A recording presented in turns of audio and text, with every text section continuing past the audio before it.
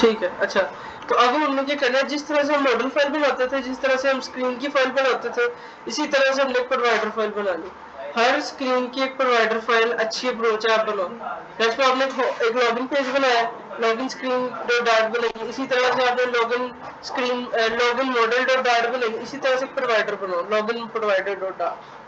ठीक है, जितना भी हम लॉजिकल वर्क है वो प्रोवाइडर के अंदर लिखते हैं। सबसे पहले हमने क्या करना है, ये करने के बाद एक क्लास बनानी है। क्लास का नाम रखना है, सपोज मैंने कहा होम प्रोवाइडर। ठीक है, ये हमने लिख दिया होम प्रोवाइडर, एक सिंपल क्लास बनाई एक होम प्रोवाइडर की। ठीक है, ये अब हम क्या कर रहे हैं, हम एक प्रोवाइडर की फाइल के अंदर एक प्रोवाइडर क्लास बनानी है। जब भी आपने कोई नई स्क्रीन बनानी है, आपने हर स्क्रीन की एक अपनी प्रोवाइडर फाइल बनानी है। ठीक है, ये सिंपल क्लास है। फिर हमने यहाँ पे लिखा एक्सटेंड्स, ठीक है, और यहाँ पे लिख दिया चेंज नोटिफायर। ठीक है, ये एक एक्स्ट्रा स्टेप है जो प्रोवाइडर के लिए सबसे पहले हमने किया। अगर आप ये नहीं करते, मतलब आप एक क्लास को इनहेरिट नहीं करते चेंज नोटिफायर से, तो वो क्या करेगा, इसको रीड नहीं कर पाएगा। ठीक है, तो मैंने क्या किया, कुछ भी नहीं किया, मैंने एक सिंपल क्लास बनाई है, इसको एक्सटेंड किया चेंज नोटिफायर से। चेंज नोटिफायर क्या है, ये एक अदर क्लास है, इसके मेथड को हम अपने अंदर एक्सेस करेंगे, इसको हमने सिर्फ इनहेरिट किया। ठीक है, ये पहला स्टेप था प्रोवाइडर के अंदर पैकेज ऐड करना, उसके बाद जो भी क्लास प्रोवाइडर की बनानी है उसको एक्सटेंड करना चेंज नोटिफायर से। ठीक है, उसके बाद हम जाएंगे अपने मेन डॉट डार्ट के ऊपर। मेन डॉट डार्ट के बाद हम इस मटेरियल ऐप को रैप करेंगे एक विजिट के अंदर, और इसका नाम रखेंगे मल्टी प्रोवाइडर। मल्टी प्रोवाइडर क्या होगा, पूरी ऐप में एक दफा ही होगा, तो इसको हम डायरेक्टली रैप करेंगे मटेरियल ऐप। क्योंकि हम पूरी ऐप को कंट्रोल करना चाह रहे हैं प्रोवाइडर के थ्रू, तो मटेरियल ऐप से भी ऊपर कोई चीज हमने लगानी है जो पूरी ऐप को कंट्रोल करे। तो हमने क्या किया, मटेरियल ऐप को रैप कर दिया मल्टी प्रोवाइडर। ठीक है, उसके बाद हमने यहाँ पे लिखना है, यहाँ पे एक प्रोवाइडर्स की लिस्ट, यहाँ पे हमने लिखना चेंज नोटिफायर प्रोवाइडर, और यहाँ पे हमने ये क्रिएट इस तरह से, और यहाँ पे हमने लिखना कॉन्टेक्स्ट, और यहाँ पे उस प्रोवाइडर फाइल का नाम रखना है जो हमने बनाई है। मतलब हमने कौन सी भी बनाई है, home provider and that's it. अब थोड़ा सा इसको और एक्सप्लेन करना पड़ेगा, क्योंकि बड़ा इंपॉर्टेंट चीज है कि यहाँ पे अब जितने भी आप प्रोवाइडर बनाओगे, पूरी ऐप के अंदर जितने भी प्रोवाइडर्स बनाओगे, उन सबको आपने यहाँ पे 1 बाय 1 ऐड करना होगा। मतलब अपनी पूरी ऐप के अंदर जितने भी प्रोवाइडर्स बनाओगे, आप इस तरह से उनको ऐसे से ऐड करना। ठीक है, अगर कल को आप एक होम पेज बना रहे हो, कल को लॉगिन पेज बनाते हो, जितने भी प्रोवाइडर बनाओगे, आपने मल्टी प्रोवाइडर के अंदर आके इस तरह से जाके उसको इस तरह से ऐड कर देना, उसकी क्लास उस प्रोवाइडर का नाम दे देना। तो अब क्या होगा, आपके वो प्रोवाइडर पूरी ऐप के लिए एक्सेस हो जाए। ठीक है, ठीक है, ये पहले तो 2 इंपॉर्टेंट स्टेप थे। सबसे पहले मैंने क्या किया, पैकेज लगाया, उसके बाद प्रोवाइडर क्लास बनाई, उसको एक्सटेंड किया चेंज नोटिफायर से। उसके बाद मैंने क्या किया, एक ये इस तरह से इसको ऐड किया चेंज नोट, इसके अंदर ये चेंज नोटिफायर प्रोवाइडर, और यहाँ पे हमने आके कॉन्टेक्स्ट के आगे उस क्लास का नाम दे दिया जिसके अंदर हमें इसको ऐड करना। सही है, सही है, सही है, ऑल ओके, सही है। जितने भी आप प्रोवाइडर क्लासेस बनाओगे, इन सबको यहाँ पे ऐड करना जरूरी है। अगर इनको यहाँ पे इनिशियलाइज नहीं करते, इसका मतलब पूरी ऐप के अंदर वो एग्जिस्ट ही नहीं करेगा, आप उसके मेथड यूज नहीं कर पाओगे प्रोवाइडर। ठीक है, सिर्फ अभी तक मैं कुछ भी नहीं किया, इसको सिंपल स्टेप्स में डिवाइड कर दिया। आपने क्लास पर नहीं, इसको एक्सटेंड किया चेंज नोटिफायर से, उसी क्लास को आपने यहाँ पे मटेरियल ऐप को रैप किया मल्टी प्रोवाइडर में, और यहाँ पे आके आपने सारी लाइंस को ऐड करते रहना 1 बाय 1 जितने प्रोवाइडर आप बनाते रहो। अभी मैंने एक बनाया तो एक ऐड किया।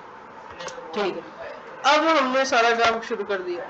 अब हमने अपनी जितनी लॉजिक लिखनी है, जो एपीआई लिखनी है, जो भी लॉजिकल वर्क करना है, वो सारा का सारा इधर कर प्रोवाइडर के अंदर। हमने अपने व्यू के अंदर नहीं करना कुछ भी, हमने कोई सेट स्टेट यूज नहीं करनी, कोई एपीआई कॉलिंग नहीं करनी, कुछ भी नहीं करना उसको व्यू के अंदर। अब मैं क्या करता हूँ, अब इसको डिफाइन करता हूँ कोड में। हमने कल क्या किया, हमने क्या किया, कल 2 फंक्शन बनाए थे जो क्या करते थे, डेटा गेट करते थे यहाँ से वेदर का और इसका टेस्टिंग का। इन 2 फंक्शन का काम क्या था, डेटा को किसी एपीआई से गेट करना। इन दोनों को मैं यहाँ से रिमूव कर दूंगा, क्योंकि अब हमें लॉजिकल वर्क वहां पे नहीं करना, हमने सारा का सारा लॉजिकल वर्क करना है प्रोवाइडर के अंदर, जितनी एपीआई कॉलिंग है वो भी प्रोवाइडर के अंदर।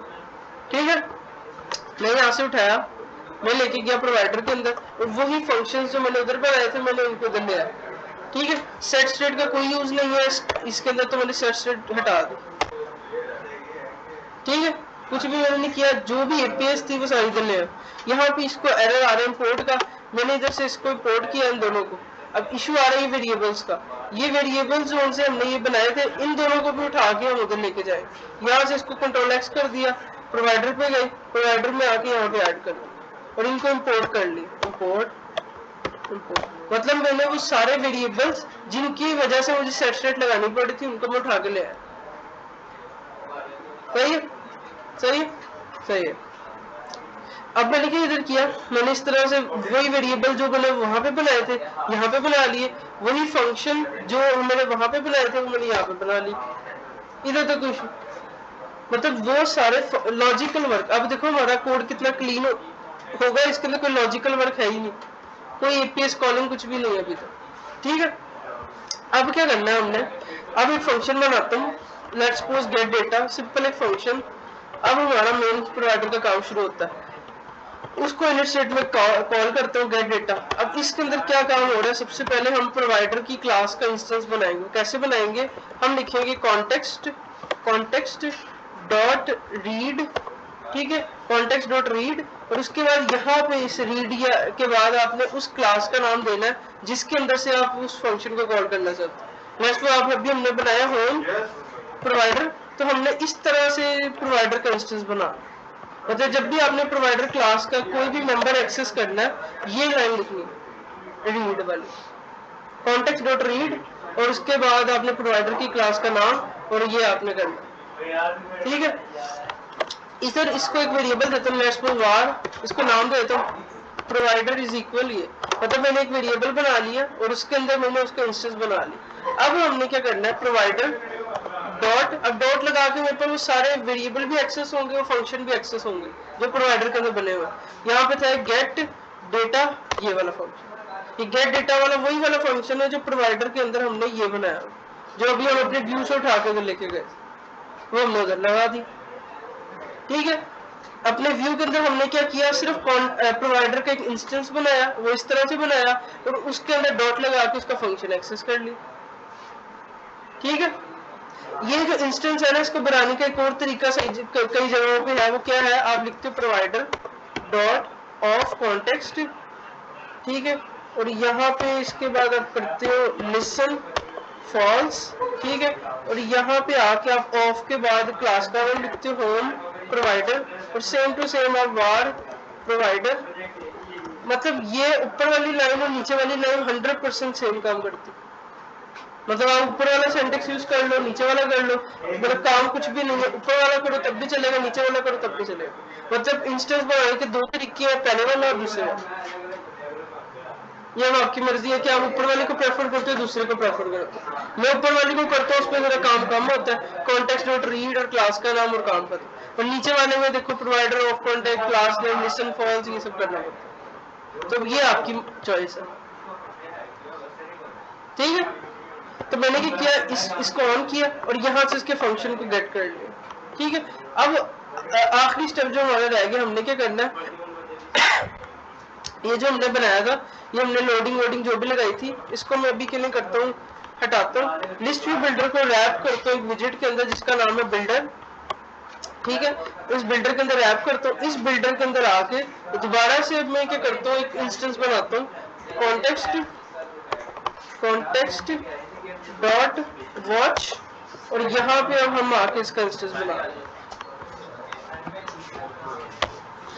अब इसकी थोड़ी सी हमें और डिटेल देखनी होगी, वो क्या होगी, जब प्रोवाइडर के अंदर आपने कोई फंक्शन हिट करना है, अगर आपने वेरिएबल को कोई एक्सेस करना है, रियल टाइम वेरिएबल को, तो आपने यूज करना है वॉच मेथड, और अगर आपने कोई फंक्शन को हिट करना है, कोई ट्रिगर परफॉर्म करना है, तो आपने रीड मेथड यूज करना है। मतलब आप अगर आप रीड और वॉच वाला मेथड यूज कर रहे हो, अगर आप ये वाला यूज कर रहे हो तब तो ये रोला ही नहीं है, आपने रीड यूज करना है, वॉच यूज करना है, आपने सिर्फ ये लाइन लिखनी है और आपका काम हो जाएगा। बट अगर आपने कोई डेटा, कोई भी वेरिएबल को एक्सेस करना है, कोई रियल वैल्यू को जिसपे सेट स्टेट चेंज होने से इफेक्ट होगा, तो आपने वॉच मेथड यूज करना है। तो मैंने क्या किया, अपने व्यू को रैप कर दिया एक बिल्डर के अंदर, तो बिल्डर के अंदर रैप करने के बाद यहाँ पे बिल्डर के अंदर एक वेरिएबल इंस्टेंस बना दिया वॉच करके, ताकि वो कंटिन्यूअसली वॉच करता रहे कि कब वैल्यू चेंज होगी। और मैंने कहा कि प्रोवाइडर के अंदर डॉट डेटा का एक वेरिएबल है, क्या वो नल है कि नहीं, वही कल वाला काम। फिर मैंने कहना कि जो प्रोवाइडर है उसके अंदर डॉट टेस्ट डेटा की लेंथ जो सी है वो है कि नहीं। अब हम प्रोवाइडर के थ्रू डेटा एक्सेस कर रहे हैं। फिर मैंने कहा प्रोवाइडर के अंदर जो डेटा था कि नहीं, प्रोवाइडर के अंदर वो था कि नहीं, एंड दैट्स इट, प्रोवाइडर लग चुका।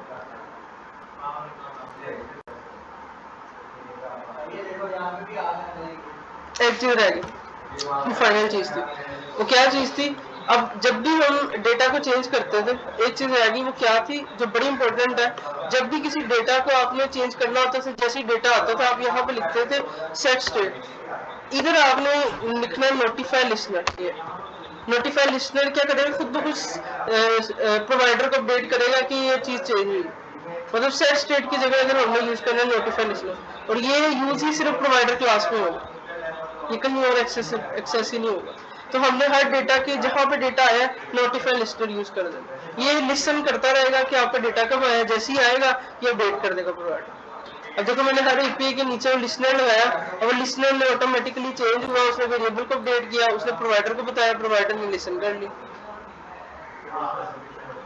अब ये सारा काम जो हमने कल किया था विद सेट स्टेट, अब हमने अपने व्यू को डिफाइन किया और उसको विद प्रोवाइडर किया। हाँ आई, कैसी थी? कुछ भी नहीं है, अभी ये स्टार्टिंग है, क्योंकि अभी इसके अंदर और कॉम्प्लेक्स लॉजिक्स होंगी, तो अब देखना थोड़ा मुश्किल होगा। एग्जांपल मैं अभी की करने लगा, मैं क्या करता हूँ, एक काउंटर बनाता हूँ जो छोटा सा काउंटर है विद प्रोवाइडर, ताकि वो क्लियर होगा। एक नई स्क्रीन बनाऊंगा, एक नया प्रोवाइडर फाइल बनाऊंगा, उसके अंदर वो जैसे हम फर्स्ट टाइम ऐप ओपन करते हैं जो इंक्रीमेंट होता है, वही मैं काम विद प्रोवाइडर करने जा रहा हूँ, जो प्रोवाइडर काम करेगा। ठीक है, मैं क्या करता हूँ, सबसे पहले आता हूँ एक प्रोवाइडर फाइल बनाता हूँ। ठीक है, मैं आया, मैंने क्या एक प्रोवाइडर फाइल बनाऊं, let's suppose counter provider dot, ठीक है, और इधर आके मैंने क्या एक क्लास बनाई काउंटर,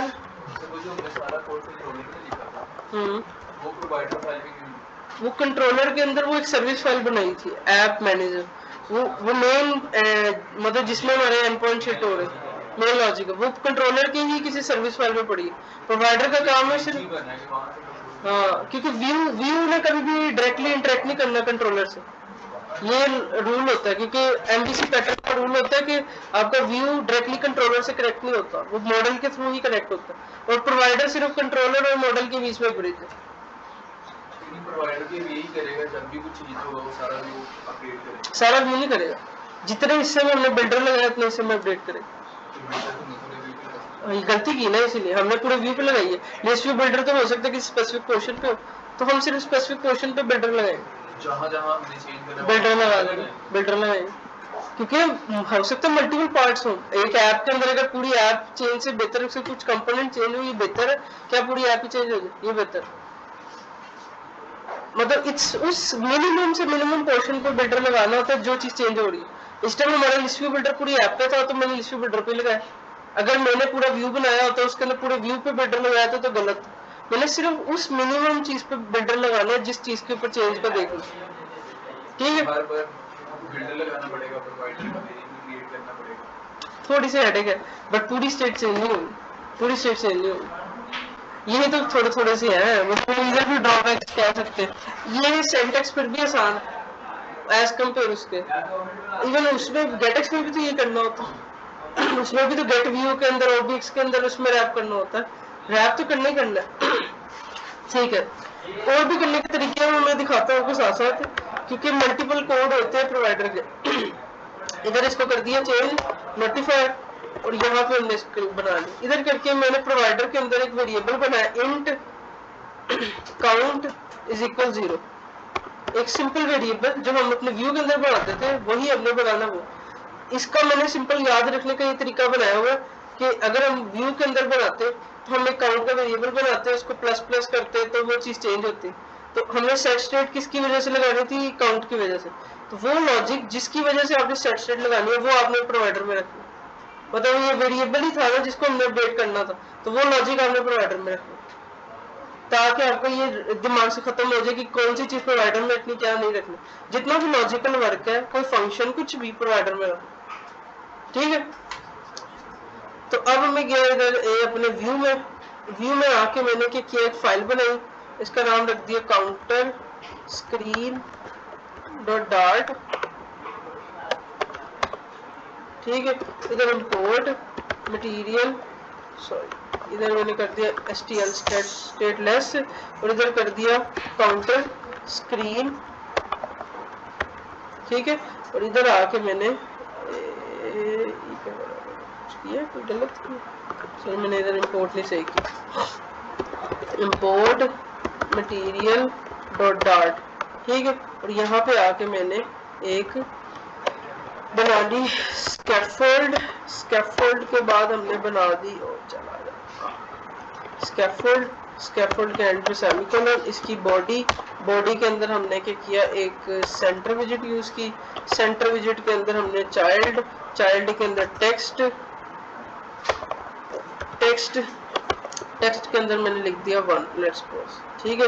और यहाँ पे एक फ्लोटिंग एक्शन बटन बना देते हैं ऊपर, जिसके अंदर हम उसको प्लस करवा देंगे, फ्लोटिंग एक्शन बटन, इसके अंदर ऑन प्रेस, और ठीक है। अब ये हमारा सिंपल व्यू है। अभी हमने कोई वेरिएबल नहीं बनाया, कुछ भी नहीं, और इवन अगर आप गौर करो तो स्टेटलेस क्लास है, ये कोई स्टेटफुल क्लास नहीं है, स्टेटलेस क्लास है, ठीक है। अब मैं क्या करता हूँ, मैंने क्या करना है, इस फ्लोटिंग एक्शन बटन के प्रेस पे मैंने एक इंक्रीमेंट करना है जो मेरे व्यू में अपडेट होना चाहिए, और व्यू के अंदर मैं इसको थोड़ा सा स्टाइल कर देता हूँ ताकि हमारी स्टाइलिंग भी थोड़ी चलती रहे। हमने कहा टेक्स्ट स्टाइल, ठीक है, fs फॉन्ट साइज 100, मैंने इसको थोड़ा सा बड़ा कर दिया, ठीक है। अब अपने मेन डॉट डार्ट पे जाके मैं डायरेक्ट ही काउंटर स्क्रीन को कॉल कर देता हूँ, ठीक है।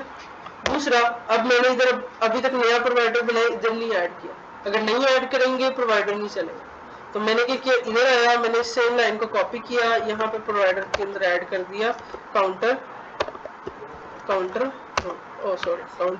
प्रोवाइडर, ये सही है, सिर्फ प्रोवाइडर फाइल्स को, ठीक है। यहाँ तक कोई रोला, अभी तक कुछ नहीं मैंने किया, मैंने अपना प्रोवाइडर ऐड कर दिया है, एक स्क्रीन बनाई है, व्यू बनाया है, स्टेटलेस विजिट है, और उसके अंदर कोई वेरिएबल कोई लॉजिक नहीं है, सब कुछ सही जा रहा है, ठीक है। अब प्रोवाइडर की ना मल्टीपल लेयर्स होती है, ये जो कॉन्टेक्स्ट वाला मेथड है ना, ये सबसे अच्छी लेयर है, बिल्डर लगा देना, कॉन्टेक्स्ट लगा देना, सबसे अच्छी लेयर है। बट इसके अलावा भी एक लेयर है जो बहुत ज्यादा कॉमनली यूज होती है, मैं वो पहले लगा रहा हूँ क्योंकि आपको जो कोड देखोगे मोस्टली उसमें मिलेगा, वो क्या होगा वो ऐसे होगा। हमने क्या करना है, हम अपने कोड पे गए, बिल्ड, इसके अंदर हमारे डिजाइन के अंदर ये है, ठीक है।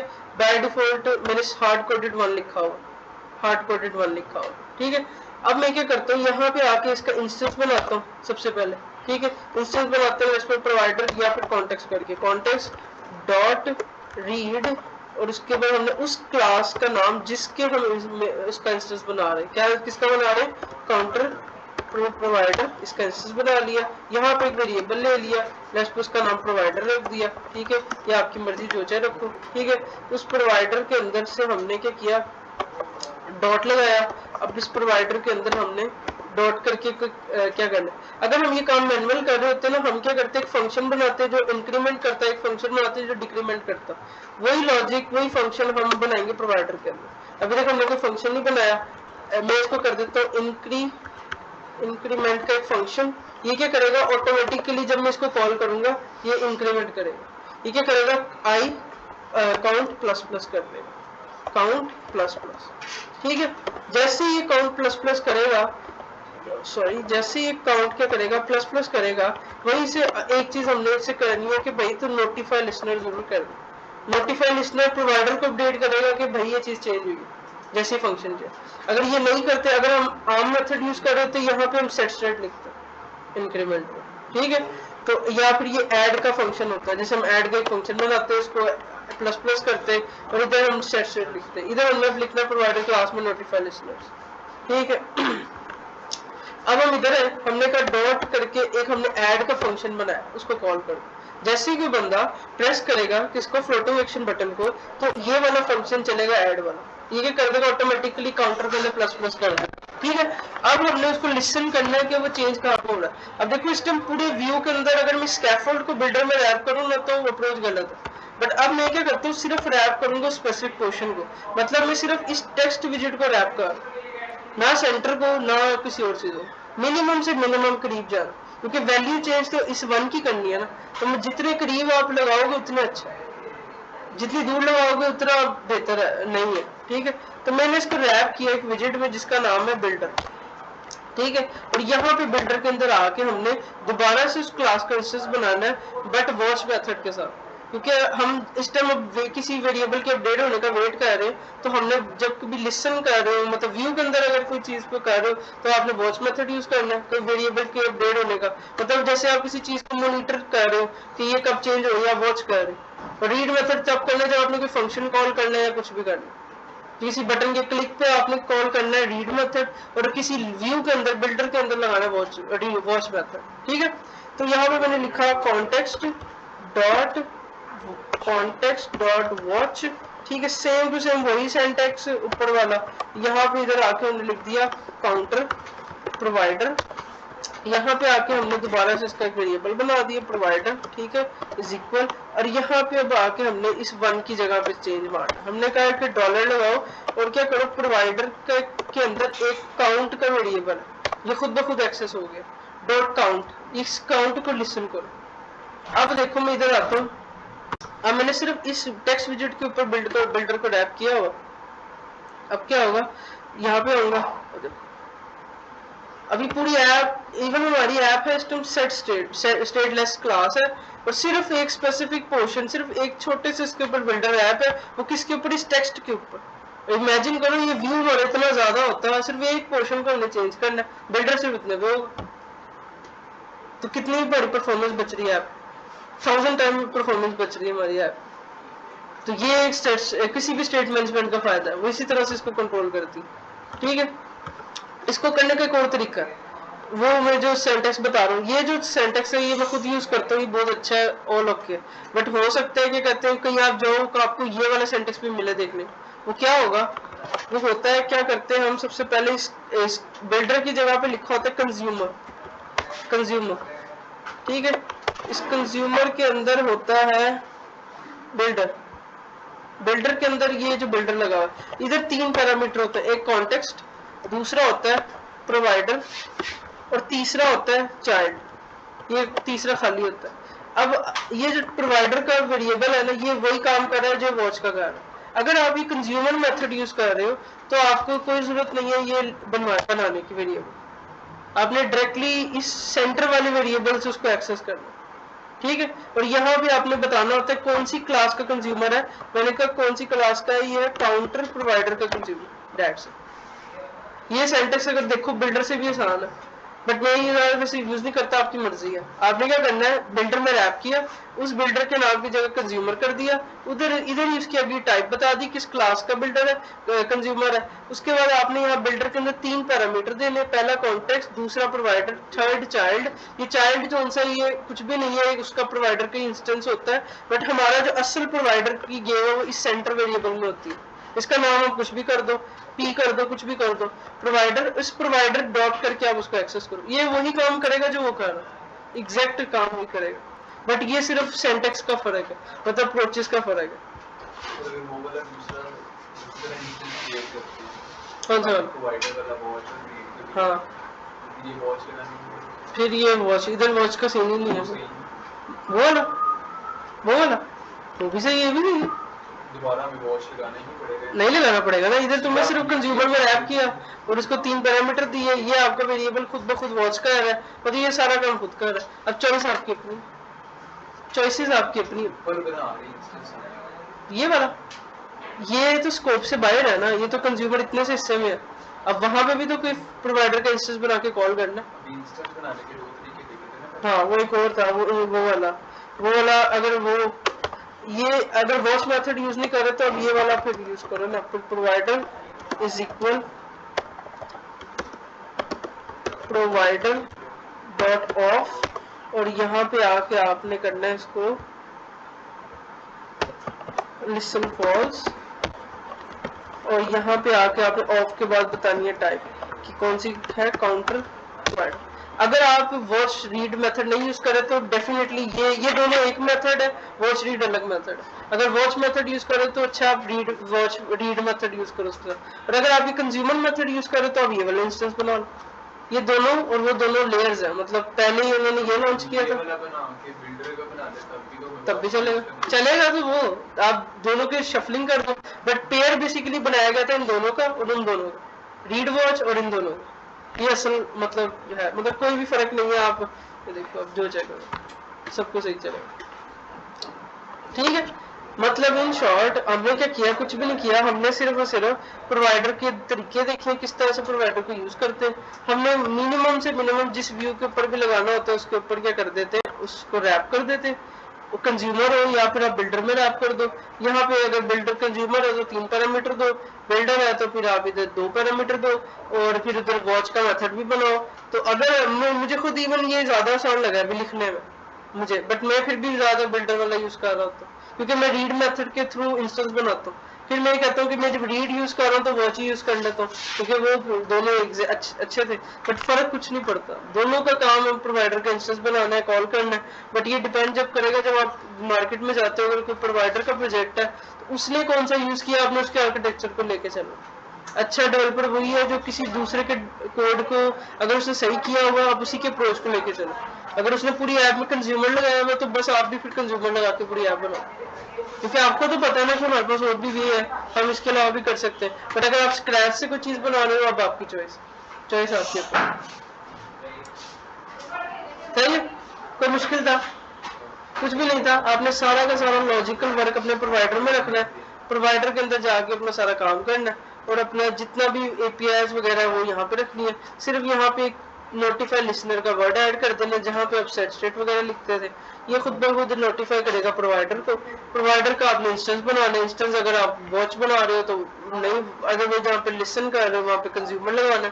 कोई फंक्शन हिट कर रहे हो तो आपने प्रोवाइडर का वो प्रोवाइडर डॉट ऑफ वाला इंस्टेंस लगाना है या कॉन्टेक्स्ट डॉट रीड वाला इंस्टेंस लगाना। That's it, this is provider. हाँ क्या हुआ, तो वो मुश्किल था? कुछ भी नहीं था, ये तो स्टेप्स में किया तो ये तो फिर भी आसान लगा। इसी तरह से हर किसी के करने का तरीका अलग होगा। गेटेक्स होगा तो वो मल्टी प्रोवाइडर नहीं यूज करता, उसका अपना तरीका है। उसी तरह से ब्लॉक होगा, उसका अपना तरीका है, उसका इंस्टेंस बनाने का तरीका अलग है, गेटेक्स में अलग तरीका है। मतलब डिपेंड करेगा आप कौन सी स्टेट मैनेजमेंट यूज कर रहे हैं। तरीके यही रहेंगे, इंस्टेंस ऐसे ही बनेंगे। कंज्यूमर की जगह बिल्डर होगा, बिल्डर की जगह कुछ और होगा, बट होगी चीजें यही। बस आपको पता होगा कि किस तरह से कहाँ पे इंस्टेंस बनाना है, कहाँ पे कंज्यूमर लगाना है। कंज्यूमर सिर्फ वहां पे लगाना है जहाँ पे आपने चीज को लिसन करना है, तो व्यू के अंदर, और आपने जहाँ पे भी कोई क्लिक करना है आपने उसका इंस्टेंस बनाना है, सिर्फ इंस्टेंस। चाहे वो रीड से बनाओ चाहे वो प्रोवाइडर डॉट ऑफ से बनाओ, ठीक है। तो सिंपल एक्सपोर्ट करो, इसमें भी कोई कंफ्यूजन है तो बताओ, ठीक है।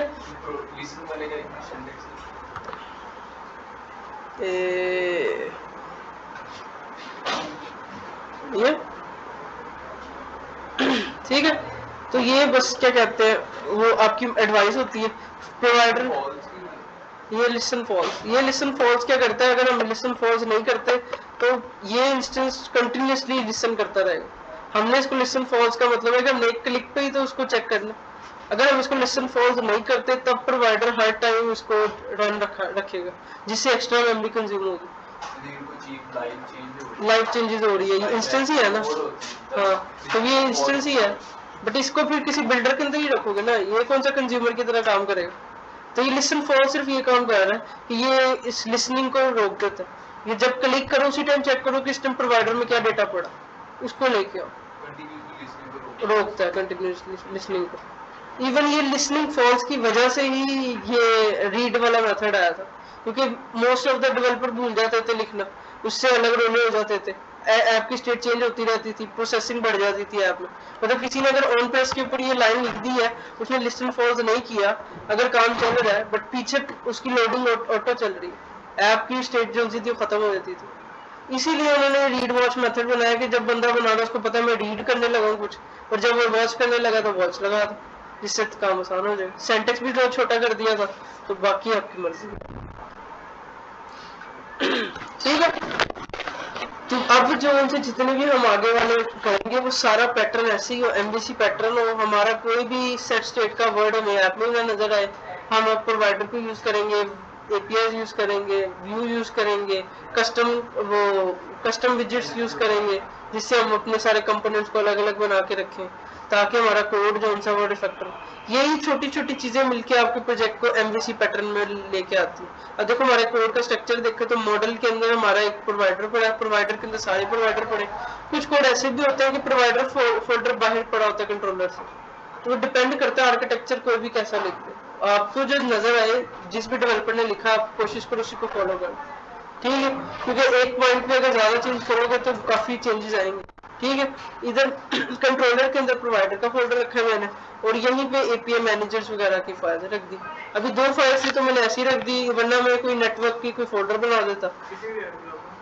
सिर्फ 5 मिनट, ठीक है। तो इसके थ्रू क्या कहते हैं हम जो सा अपना एमवीसी पैटर्न कंप्लीट कर पाए, इसमें कोई इशू तो बताओ। ठीक है, अगर हम ये डायरेक्ट एमवीसी सीखते तो कभी भी नहीं क्या कहते हैं वो सीख पाते। अभी पहले हमने सेट स्टेट देखी ताकि हमें बेसिक पता चले एपीआई कॉलिंग कैसे हो रही। अब जब एपीआई कॉलिंग आ गई हमें पता चल गया सेट स्टेट क्या क्या ये काम कर रही थी। अब हम प्रोवाइडर के ऊपर अब in short and point provider या कोई स्टेट मैनेजमेंट ही है। इस टाइम मार्केट के अंदर प्रोवाइडर से ज्यादा गेटेक्स ग्रूम हो रही है, ब्लॉक ग्रूम हो रही है, बट बेस जो उनकी प्रोवाइडर ही। अगर आपको प्रोवाइडर आएगी आप कोई भी स्टेट मैनेजमेंट अपने इंटरेस्ट पे सीख सकते हो। मतलब आपको अगर इसका सही यूज आ गया, दूसरे इंटरव्यू वाले ने आपसे क्वेश्चन वगैरह किया, आप कह सकते हो कि मैं प्रोवाइडर पे काम किया, वो आपको ठीक है प्रोवाइडर की बेस पे ले आएगा। ये जरूरी है किसी स्टेट मैनेजमेंट पे काम किया। अगर लेट्स सपोज आप किसी कंपनी में जाते हो वो कहते हैं कि आपने स्क्रैच से ऐप बनानी है, आप स्टेट मैनेजमेंट कौन सी यूज करोगे, आपको ठीक है मैं प्रोवाइडर यूज कर लूंगा, तो इसमें कोई हर्ज नहीं। बट अगर आप ये कहो मैं सेट स्टेट यूज करूंगा, ये हर्ज है थोड़ी, ठीक है, ये थोड़ी सी हर्ज है। इसीलिए क्या कहते हैं आपकी मर्जी होगी सारी, ठीक है। ठीक है, कोई क्वेश्चन। अब आपने क्या कहते हैं थोड़ा मैं आपको दोबारा से वो जो वो वाली एपीआई थी ना, वो स्टोर वाली एपीआई को आपने दोबारा से एक एमवीसी पैटर्न में इंटीग्रेट करना है। एक प्यारा सा कुछ छोटा सा दराज टाइप व्यू बनाओ या वो अलीबाबा वगैरह जैसा, जिसमें प्रोवाइडर के अंदर एपीआई सेट करो, ठीक है, ताकि आपको पता चले कि क्या कहते हैं किस तरह से काम कर रहे हैं। दूसरा शेयर प्रेफरेंसेस का भी आपने किया हुआ, शेयर प्रेफरेंसेस की को इंटीग्रेट विद प्रोवाइडर करना शुरू करो। हाँ वो तो हमने कर लिया हुआ है, वो कर चुके हैं हम। मतलब जितने भी फंक्शंस थे जो हम अपने व्यू के अंदर बना रहे थे वो सारे प्रोवाइडर में रख के चलाएंगे, ठीक है। मतलब जितने लॉजिक फंक्शंस का काम सारा उधर ही होगा, इधर सिर्फ ट्रिगर होगा और लिसन होगा, ट्रिगर होगा लिसन होगा, ट्रिगर होगा लिसन होगा। अब हमारा डायरेक्ट कनेक्शन कभी भी कंट्रोलर से नहीं होगा, एपीआई से नहीं होगा, हम मांगेंगे हमेशा प्रोवाइडर से, प्रोवाइडर रिस्पॉन्सिबल है आगे कंट्रोलर से लेने के, ठीक है। चलो ओके करो।